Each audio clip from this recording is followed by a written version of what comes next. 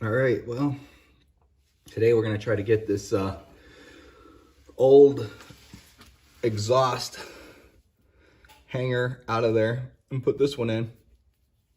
I'm assuming they're the same. They look a little different, but it looks like it's the right spacing. I think it's just getting that top one off of there. So what we're gonna do is we're gonna spray some oil on there. And I just got like a little marble mystery oil here. Yeah. Then we'll get a crowbar on that and see if we can't get that to pop off of there.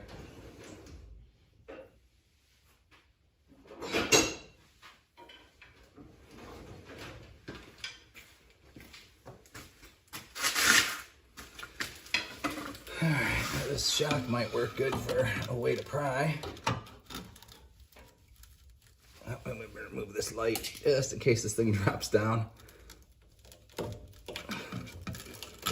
Alright, there may be another hanger under there holding it up at this point. Alright. Yeah, that one's seen better days. So I think we'll just go back in here. I'm getting this back on. That might be a trick. Let's see. I need something to pry on. I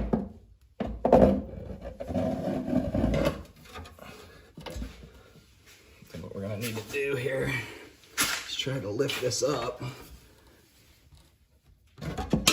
And also try to get it pushed back.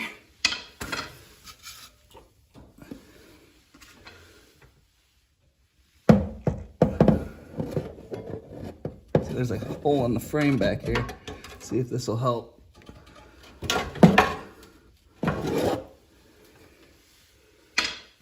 Well, maybe I'll lift up a little higher.